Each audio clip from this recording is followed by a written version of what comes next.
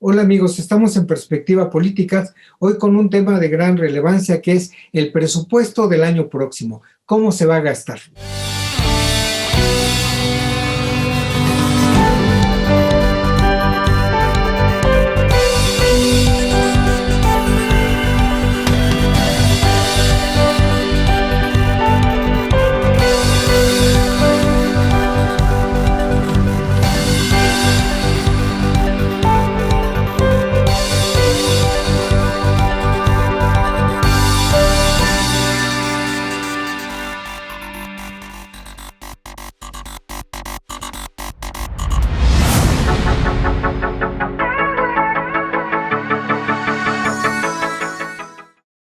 Hola amigos, estamos en Perspectiva Política. Hoy le damos la bienvenida a la maestra, periodista, analista económico-política, Claudia Villegas, con quien vamos a platicar del presupuesto para el año próximo que ya fue aprobado. Y la pregunta que te hago, Claudia, tú que tienes tanta experiencia en estos temas, ¿para qué alcanza este presupuesto que ya fue aprobado en el Congreso?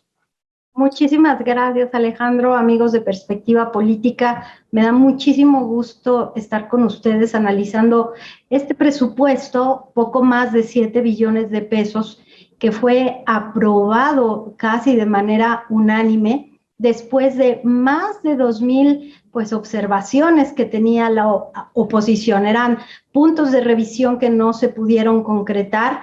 ¿Y para qué alcanza, Alejandro?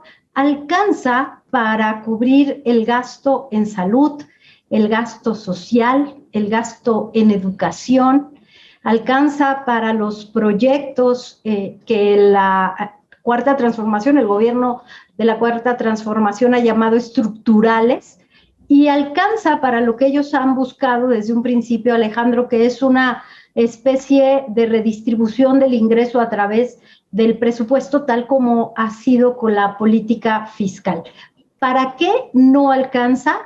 No alcanza para ese fondo que también la oposición impulsó a nivel municipal para blindar la seguridad en el nivel mínimo de gobierno, en el nivel de municipios. Eran 10,000 millones de pesos los que estaba buscando la oposición, y el argumento en el presupuesto de egresos es que la seguridad va a cargo de la Guardia Nacional y que estos fondos que se tenían a nivel municipal para infraestructura, para seguridad, bueno, podrían reducirse. Entonces, Alejandro, tenemos también previsto un incremento de 4% para las partidas de los gobiernos estatales, de ahí se desprende el gobierno de los municipios, a partir de lo que se estima puede ser un incremento en recaudación más o menos del 7%, también un incremento en los ingresos petroleros, pero definitivamente lo que dicen los analistas, Alejandro, con los que he platicado,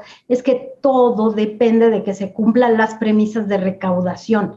Y organizaciones como México Evalúa pues tienen dudas de que se pueda repetir el milagro de los 2 primeros años del gobierno del presidente López Obrador, que se logró recaudar pues más de 50,000 millones de pesos, Alejandro.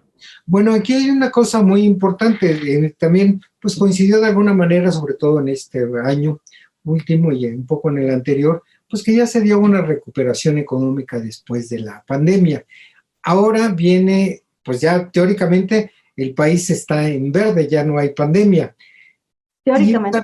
Y teóricamente, o ya también prácticamente, pues también tiene una alianza económica muy fuerte con Estados Unidos y Canadá, dos de los países que en el mundo también tienen un de nivel de recuperación también muy, muy avanzado comparado con el resto de los países. Estos factores, ¿cómo influyen para que el presupuesto pueda ir tapando, presupuesto mexicano, puede ir tapando los hoyos que se le vayan haciendo, como siempre se le hacen, y como finalmente se tapas un hoyo y destapas otro? Pero ahora, ¿qué podría hacer? ¿Cómo se podría resolver esto? Del crecimiento económico de la economía depende en gran medida que se cumpla pues los criterios generales de política económica. Y sobre todo hay una variable muy interesante, Alex, que tiene que ver con la relación deuda-PIB.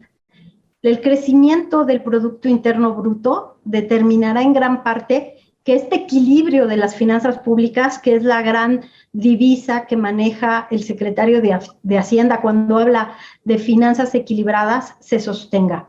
Entonces, si la economía, como bien dices, en 2022 logra recuperarse más allá del 6%, del 5%, y en 2022 tenemos un crecimiento por encima del 3%, bueno, la economía y lo que se espera de recaudación podrá seguir de alguna manera paliando este efecto, este impacto de la pandemia, porque la economía mexicana es tan grande que permite de alguna manera a través de comercio exterior, a través de recaudación de impuestos, bueno, pues poder seguir solventando lo que tiene el presupuesto en materia de premisas y por supuesto el equilibrio de las finanzas públicas.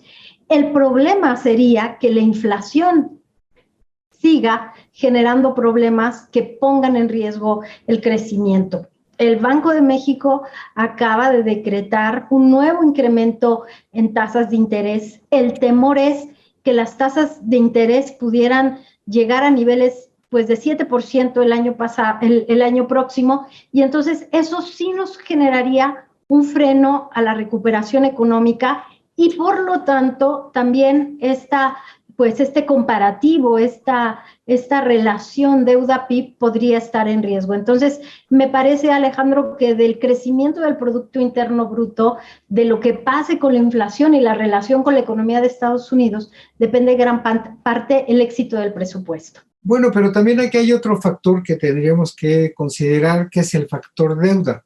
Si no alcanza, se pide prestado. ¿Qué posibilidades hay en este terreno? Que la deuda pueda compensar, digamos, los faltantes que pueda tener el presupuesto. Bueno, el presupuesto de egresos y pues lo que es la miscelánea y todas las variables de ingresos que marca el paquete económico para 2022 no tienen previsto endeudamiento adicional. Lo que tienen previsto es un paquete de 800,000 millones de pesos para refinanciamiento y redocumentar. Los analistas más críticos dicen que eso es endeudamiento, que en realidad la manera en que lo está presentando la Secretaría de Hacienda y el gobierno no reconoce que la economía mexicana sigue dependiendo de endeudamiento. Durante 2021, la Secretaría de Hacienda, a través de la subsecretaría que encabeza Gabriel Llorio, estuvo redocumentando pasivos y ahorró dinero en costo financiero. Aquí la clave es que esta relación deuda-PIB no pase del 50.1% que prevén los criterios generales de política económica. Pues perdón, es un aspecto muy, muy importante que a mí me gustaría que profundizar, pero vamos a hacer un corte y regresamos con este tema.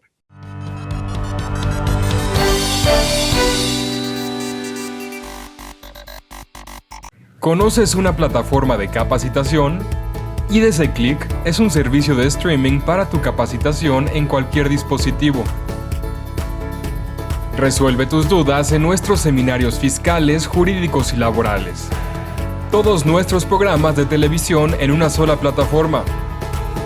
Todo esto en un solo catálogo disponible las 24 horas.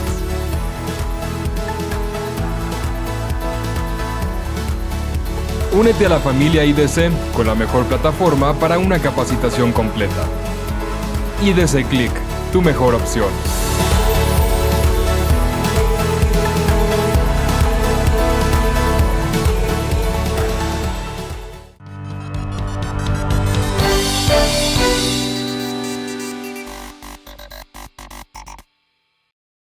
Regresamos, amigos. Estamos platicando con la maestra Claudia Villegas sobre el tema del presupuesto, para qué alcanza y para qué no alcanza. Pero abordábamos en el bloque anterior un aspecto muy importante, que es el de la deuda. Que la deuda pues siempre es un tema a discusión y Claudia pues nos está explicando cuáles serían los puntos que podrían desarrollarse en torno a este tema. Así es. Bueno, comentábamos que lo ideal que observa la Secretaría de Hacienda es que la deuda no pase del 50%. En algún momento, durante el momento más crítico de la pandemia, cuando llegamos a tener caídas, yo sé, atípicas de 10%, la relación deuda-PIB llegó a tocar niveles de 60%. Ahí se encendieron las alertas, se encendieron las alarmas, porque la relación deuda-PIB, cuando aumenta, lo que genera son mayores necesidades de financiamiento y ahí sí se vuelve una espiral sin rumbo para la economía, que eso es lo que buscó mantener bajo control la Secretaría de Hacienda cuando en plena pandemia se pedía endeudarse para inyectar dinero a la economía. ¿Qué sucedió? México, a diferencia de otros países, no inyectó la cantidad de recursos como lo hizo Estados Unidos o como lo hicieron en muchos países de América Latina, porque eso, Alejandro, amigos de Perspectiva Política, amigas, lo que generó es este tema de la inflación. La inflación que tenemos en este momento no es solo resultado de la desincronización de las cadenas productivas o de la crisis de los contenedores, sino de los millonarios recursos que se establecieron para salvar a la economía de la pandemia en los choques de oferta y de demanda. México, Alejandro, no lo hizo como otros países, sino tal vez ahora tendríamos inflaciones mayores, tendríamos mayores problemas para poder mantener bajo control, porque no hay que olvidar que con inflaciones altas, tasas de interés altas, también se pierde el control sobre el tipo de cambio. Yo sé que el tipo de cambio es una variable que está en la oferta y la demanda, pero no olvidemos que el Banco de México ya puso en ejercicio los recursos que se tenían de las líneas swap para poder hacer frente a los especuladores del tipo de cambio. Es decir, es tan importante la relación deuda-PIB, mantenerla bajo control, que de eso también dependen tasas y tipo de cambio e incrementos en costos para los empresarios, Alex. Bueno, sí, hay una relación entre estas variables financieras muy técnicas, pero también hay otros factores que yo quiero que nos hagas favor de comentar, que tienen que ver también con los flujos de capital y con los recursos que puede disponer el gobierno o no. Y son las remesas. Las remesas, es decir, el dinero que mandan los mexicanos desde el exterior, concretamente, sobre todo de Estados Unidos, pues están rompiendo récords, ya llevan un buen tiempo, y todo indica pues que van a persistir en ese camino. ¿Qué papel exactamente juegan las remesas? Bueno, las remesas son estos flujos que llegan desde Estados Unidos, también en gran medida derivado de los apoyos que se han dado allá en Estados Unidos en plena pandemia, derivado de que la reapertura generó que mucha de la población migrante encontrara de nuevo trabajo después de estos choques de oferta. ¿Y qué representan para la economía? Pues representan recursos históricamente altos durante estos 3 años, durante estos últimos 3 años. Hay que tomar en cuenta nada más que las reservas internacionales en el Banco de México suman ya más de 200,000 millones de dólares. Hemos dicho que comienzan un poquito a disminuir por los mecanismos que usa el Banco de México para hacerle frente al tipo de cambio. Pero si nosotros estamos recibiendo cada trimestre 4,000 millones de dólares de remesas de las que envían los trabajadores, bueno, ahí hay un recurso que se inyecta a la economía para apoyar la economía familiar, para apoyar a las regiones más necesitadas, expulsoras de migrantes. Realmente, Alejandro, siempre se toma como un indicador positivo, ¿no? Cuando decimos tenemos 40,000 millones y este año vamos a cerrar con más, en realidad es que es una tragedia porque estamos perdiendo mano de obra que se está empleando en la economía de Estados Unidos. Pero sin duda, esta inyección de recursos permitió que México no tuviera que optar por endeudarse, como lo hicieron otros países, para cubrir pues necesidades de apoyos a familias en situación de vulnerabilidad, Alejandro. Bueno, aquí hay un aspecto bien importante, efectivamente, pues sí, es lamentable que mucha gente se tenga que ir a Estados Unidos pues, para encontrar empleo, pero eso es un fenómeno ya muy antiguo y justo con la pandemia, que no se ha disminuido, ha crecido y todo indica que va a continuar así, ahora ya no tanto por la pandemia, sino por el propio proceso de recuperación que se da en Estados Unidos y ahora también en Canadá, que también es otro país, pues que está atrayendo a mexicanos para ir a trabajar allá. Entonces, de cualquier manera, aunque quizá no sea deseable, políticamente quizá no muy correcto, pero es una realidad.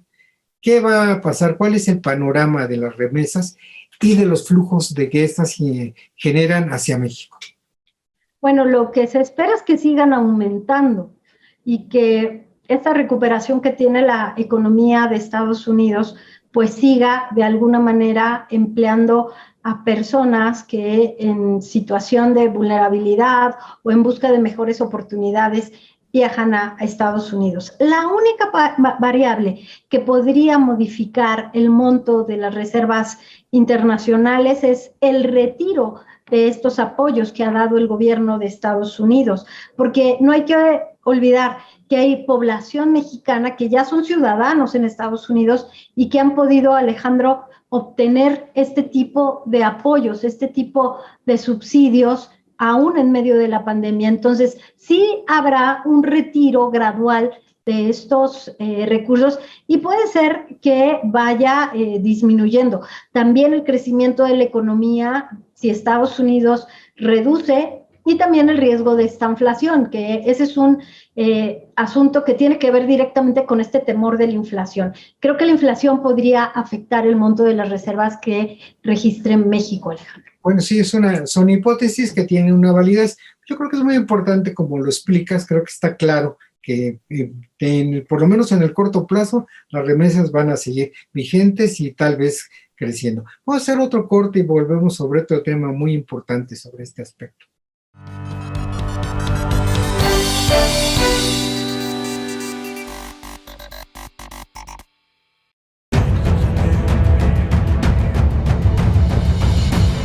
En 1986 nació Información Dinámica de Consulta con la misión de dar información a profesionales del ámbito jurídico. Evolucionamos contigo y en 2001 logramos informarte en tiempo real gracias al nacimiento de IDC Web.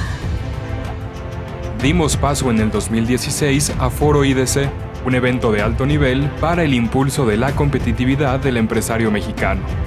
En 2017, unificamos cada avance bajo el dominio www.idconline.mx. Hoy puedes encontrarnos en múltiples plataformas con información vanguardista y especializada para capacitar e informar a los elementos clave de las empresas.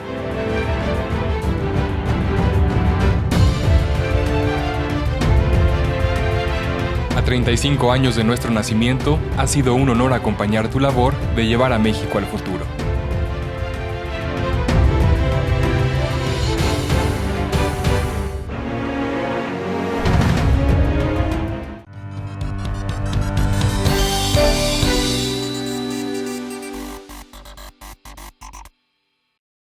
Bien, pues regresamos en Perspectiva Política. Estamos platicando con la maestra y experta en materia económica, financiera y también política, Claudia Villegas, con quien estamos viendo el impacto, que ya nos explicó muy bien, que tienen las remesas en la economía mexicana.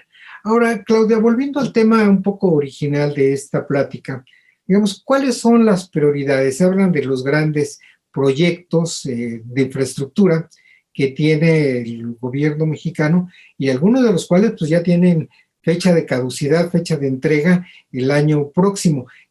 ¿Cuál es el panorama en relación con estos proyectos, Claudia? Bueno, Alejandro, se sigue destinando el recurso necesario para sacar adelante el aeropuerto Felipe Ángeles, para concluirlo en términos más exactos. También el Tren Maya, esta semana, pues la semana que concluyó, a la fecha de esta conversación, pues tenemos el tianguis turístico regresando a tambor batiente. Hay presupuesto para acelerar la construcción del Tren Maya porque se apuesta al turismo por una razón muy importante.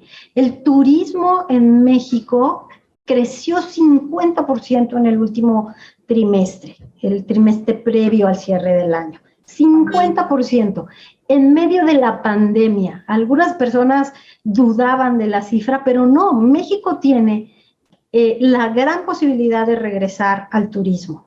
Me parece que el gobierno federal, al cierre de la administración del presidente López Obrador, apuesta por el turismo junto con el aeropuerto Felipe Ángeles. Y luego, bueno, pues también hay recursos para la refinería de Dos Bocas. Hay recursos también para la Secretaría de Salud, hay incrementos de al menos 2 dígitos en su presupuesto, pero también, bueno, hay la crítica de que ha habido un subejercicio en el rubro de medicamentos. No debemos olvidar que los medicamentos, de acuerdo con cifras de la Auditoría Superior de la Federación y de la Oficialía Mayor de la Secretaría de Hacienda, tiene uno de los presupuestos más altos en materia de adquisiciones. Entonces, ese rubro ha habido un subejercicio y este año se espera que se ejerza la compra consolidada por más de 70,000 millones de pesos, que no es cualquier cosa. Si tomas en cuenta insumos, son más de 150,000 millones de pesos. La crítica sigue siendo en dónde están los grandes proyectos de infraestructura que permitirían, al estilo de los gobiernos anteriores, pues detonar puentes o grandes carreteras o presas. Hay un reflotamiento de la infraestructura de la Comisión Federal de Electricidad, pero me refería al tema del turismo, pues como el gran salvamento, Alejandro, junto con las remesas para los ingresos que necesita la economía, y sobre todo también la recaudación vía el Servicio de Administración Tributaria.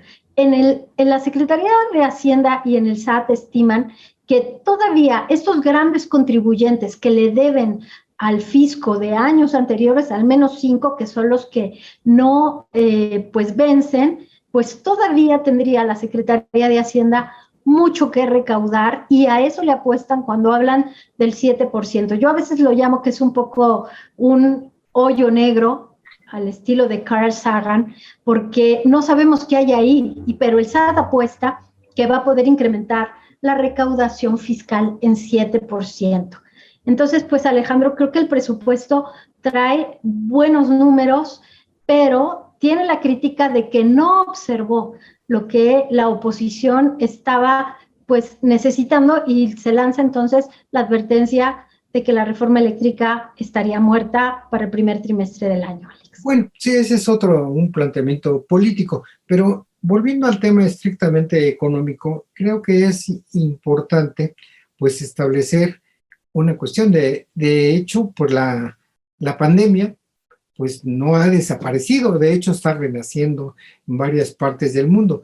En México, pues tampoco todo el mundo está vacunado, sobre todo los jóvenes y niños, pues realmente están fuera de las vacunas, y eso implica muchos recursos también. La pregunta, ¿si habrá los suficientes recursos para atender esta necesidad de vacunas, de medicamentos, que aparte no solamente son las vacunas, son otros, que hay una demanda y hay protestas? ¿Sí habrá esos recursos? ¿Está contemplado dentro del presupuesto la atención a este tipo de cosas?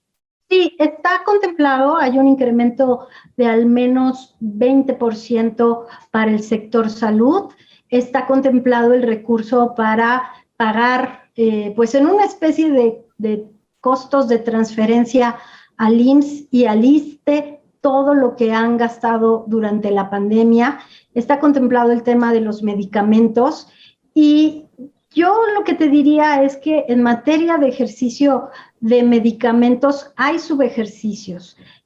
Antes se usaban los famosos adeudos fiscales, las famosas ADEFAS, que eran pues partidas que se redirigían cuando había subejercicio. ¿Qué podemos esperar entonces para el año próximo en términos económicos? En breve. En breve diríamos que vamos a tener un crecimiento limitado por la inflación. La inflación no ha sido tan temporal ni tan fugaz como se esperaba. Hay muchos temores de que no se crezca. Vamos a observar presiones en tasas de interés, como dijimos, están en niveles de 5 y podrían ir a niveles de 7. Yo le pregunté hace poco al gobernador del Banco de México, Alejandro Díaz de León, si la veía en niveles de 8%. Me dijo que no tenemos el nivel de riesgo y vamos a observar de verdad que muchos problemas para generar los empleos que necesita la economía. Si no llegamos, yo sé que es un tema político, Alejandro, pero si no llegamos a un acuerdo en materia del ambiente de inversiones por el cual pasa el tema de la reforma al sector eléctrico, habrá problemas para generar, porque mucho se decía que la economía necesitaba 1 millón de empleos al año, tomando en cuenta el comportamiento sociodemográfico, el número de jóvenes, pero ya se necesitan 2 millones. 2 millones de empleos, Alejandro. Pues todo un desafío, Claudia. Pues muchas gracias, muy claros tus puntos de vista, tus explicaciones. Te agradecemos tu participación aquí en Perspectiva Política. Muchísimas gracias, un gusto. Bien, esto fue Perspectiva Política. Los invitamos a estar con nosotros la próxima semana.